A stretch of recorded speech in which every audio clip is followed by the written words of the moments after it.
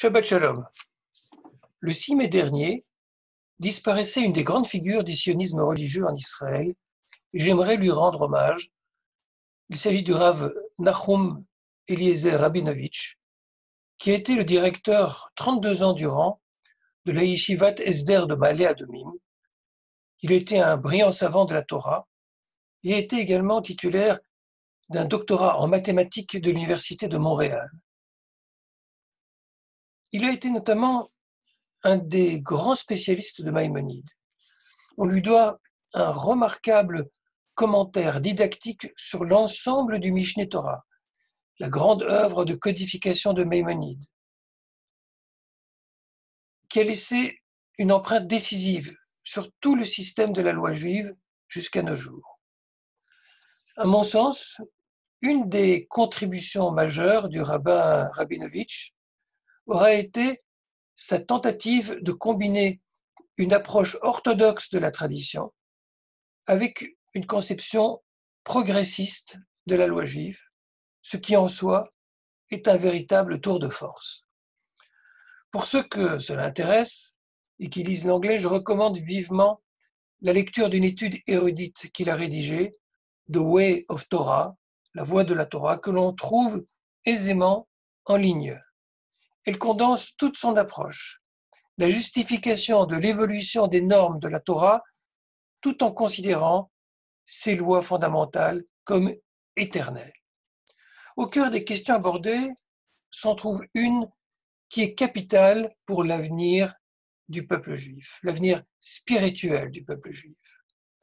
Étant convenu que la Torah est composée de 613 commandements, dont la plus large partie est inapplicable depuis longtemps en raison de l'exil et de la destruction du temple, doit-on espérer les restaurer dès lors que l'opportunité se présentera?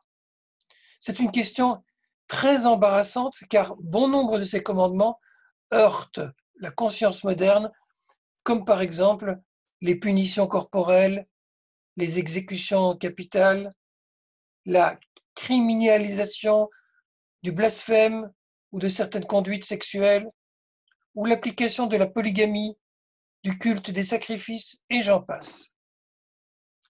L'une d'entre elles se présente dans l'une de nos deux parchiotes, Behar. Elle concerne l'esclavage. Au cœur de notre tradition, la fête de Pessah ancre dans nos cœurs l'exécration de la servitude et fait de l'émancipation collective et personnelle, la Géoula, la rédemption, l'enjeu suprême de la vocation du peuple juif.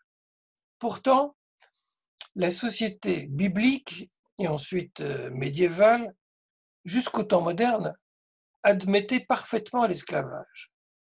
Il est vrai que même les plus grands philosophes, depuis Platon et Aristote, estimaient que cela faisait partie du bon ordre des choses. Dans la Torah, on admet deux formes d'asservissement. La première concerne des personnes hébreux réduites à l'esclavage, notamment pour rembourser le montant d'un vol ou d'une dette insolvable. Mais plutôt qu'un esclavage au sens propre, il s'agissait en fait d'un servage CDD, d'un contrat à durée déterminée, si je puis m'exprimer ainsi, puisqu'au bout de 6 ans, le serviteur ou la servante devait être libéré et pouvait repartir d'un nouveau pied avec un certain pécule. La seconde forme d'esclavage concerne les étrangers, faits prisonniers lors des guerres ou vendus sur les marchés comme cela se passait dans l'Antiquité.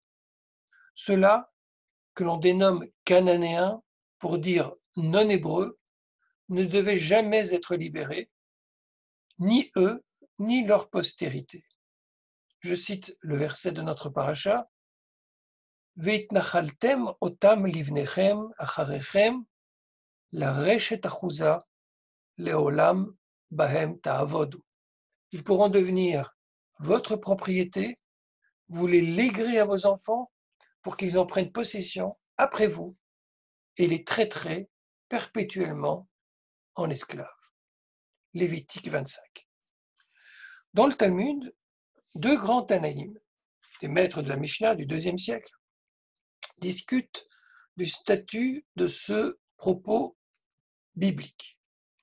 Pour Rabbi Ishmael, il s'agit d'un droit, réchoute, une autorisation.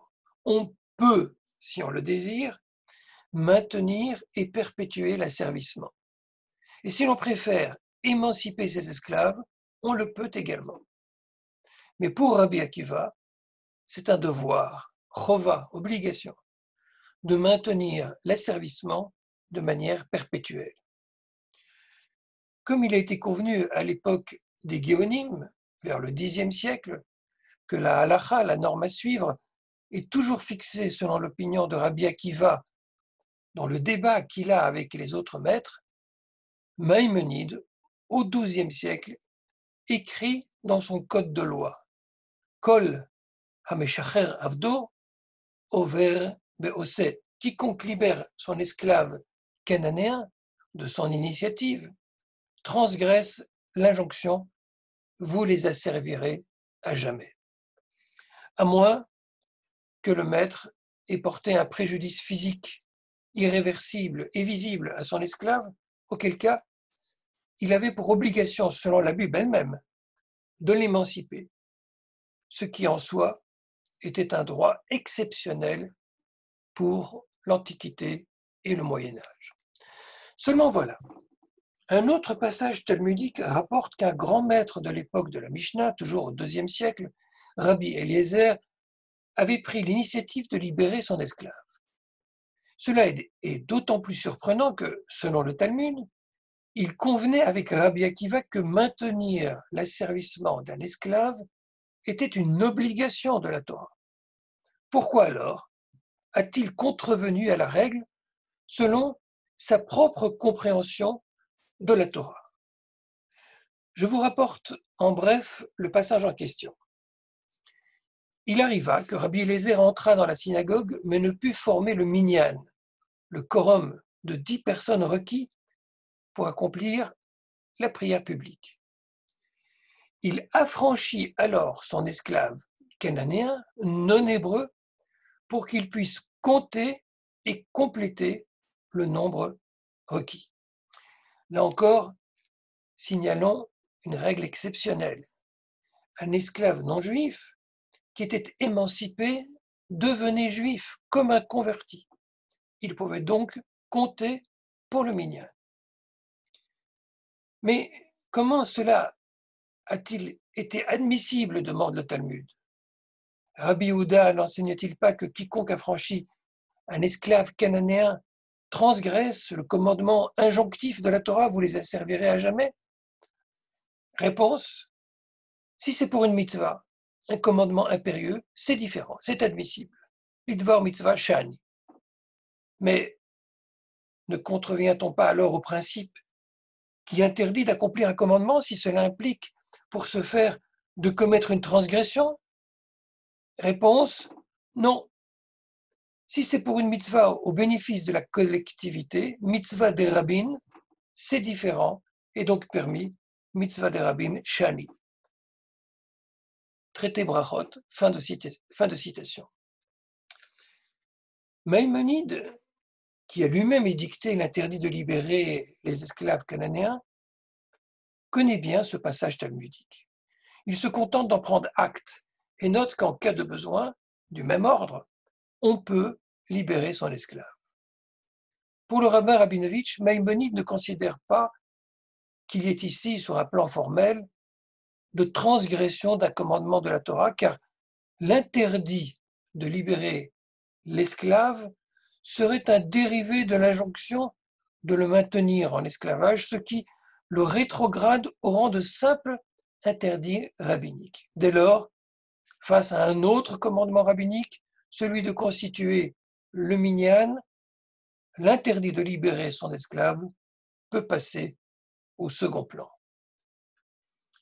Rabinovitch s'efforce de montrer qu'en aucun cas Maïmonide n'admettait qu'un commandement secondaire, rabbinique, surpasse un commandement de la Torah. En cela, le rabbin Rabinovitch cherche clairement à neutraliser le caractère subversif qui consisterait à admettre que l'on contrevienne à un commandement explicite de la Torah. Vouloir à tout prix assurer les arrières juridiques, rester toujours dans les clous, est typique de l'attitude conservatrice. Pour autant, pour Rabinovitch, le fait même que Maïmonide ait accordé si peu de poids juridique à l'injonction de maintenir l'esclavage dénote que le judaïsme d'entrée de jeu avait une aversion pour l'esclavage et que dans le fond, il le considérait comme une réalité sociale dont il était bon de se défaire quand l'occasion se présentait. Rabinovitch défend l'idée, et c'est cela qui est très intéressant, que la Torah elle-même considérait que certaines pratiques qu'elle prescrit ne sont pas absolues, mais liées à certaines contraintes sociales. Autrement dit, que ce n'est pas parce que la Torah autorise de détenir des esclaves qu'il faut le souhaiter, et encore moins quand la société elle-même répugne à de telles pratiques, pour des raisons morales, qu'il faille désirer le rétablir sous prétexte que cela fait partie des 613 commandements. Pour ma part, malgré l'immense respect que j'éprouve pour la sommité qu'était Rabinovitch, et si je me réjouis de la sensibilité profondément humaniste qui émerge de ses enseignements, je reste peu satisfait quant à la méthode. Son explication ne fait pas droit au caractère particulièrement audacieux du passage talmudique en question dans lequel il est bien dit que Rabbi Eliezer a passé outre un commandement de la Torah et non une simple disposition rabbinique. Rabbi Eliezer ne l'a certes pas fait par cupidité ou par faiblesse, auquel cas il n'aurait pas été suivi et il n'y aurait eu là évidemment aucune gloire. Non, l'audace qui nous interpelle est qu'il a bravé l'interdit de libérer son esclave au nom d'une valeur qu'il jugeait supérieure selon sa compréhension de l'intention de la Torah, même s'il n'était pas formellement formulé sous forme de commandement. Le Baal Achinour, un grand maître du XIIIe siècle, ne s'y est pas trompé. Dans son analyse de la question, il admet sans embâge qu'il y a eu transgression d'un commandement de la Torah au bénéfice d'un commandement rabbinique. Mais voici la justification qu'il en donne. L'esclavage des païens offrait l'avantage de permettre aux Hébreux de dégager du temps et de l'énergie, et donc de pouvoir se consacrer à la chose spirituelle. Les modernes, évidemment, ne le suivront pas dans ce raisonnement très médiéval. Mais la chose intéressante est que pour justifier le changement d'attitude, il déroule un raisonnement qui s'appuie sur ce qu'il identifie comme le Yesod HaMitzvah, le fondement du commandement, en l'occurrence, que la servitude n'a d'autre justification que de servir un but noble, à savoir permettre de mieux se consacrer à la spiritualité. Dès lors, l'interdit de libérer son esclave perd sa raison d'être si la personne émancipée va se mettre elle-même au service de la chose spirituelle et permettre à la communauté de mieux le faire. Pour le dire autrement, en extrapolant quelque peu, je vous l'accorde, si l'émancipation des esclaves constitue une avancée pour l'humanité, elle devient prioritaire et même impérieuse. On sort ici de la logique juridique au sens étroit, purement halachique, pour mettre en branle des considérations méta-halachiques, en donnant la priorité aux valeurs que l'on estime sous-tendre le système juridique. Ou pour le dire plus simplement, le judaïsme ne doit pas être réduit à l'obéissance aveugle à des commandements selon le principe de Naase Venishma, nous ferons et nous obéirons, tel qu'il est écrit en Exode 24, et que l'on interprète souvent de façon abusive comme obéis, et tu comprendras ensuite pourquoi tu as obéi. Au contraire, obéis aux commandements de la Torah en ce que ceux-ci portent des valeurs nobles qu'il ne faudra jamais perdre de vue. C'est la fonction de la loi orale, la Torah chez Béhalpé, portée par les rabbins de chaque génération, de veiller, autant que possible, à ce que l'application des commandements reste fidèle à ces valeurs. Et s'il le faut, que l'on révise ou que l'on nuance certaines normes si se présentent de nouvelles opportunités pour faire progresser l'humanité vers plus de justice, plus de dignité, plus de sainteté. Du moins, c'est ce que pensent certains. Vaste sujet, vaste débat, comme certainement vous l'aurez compris. Shabbat Shalom.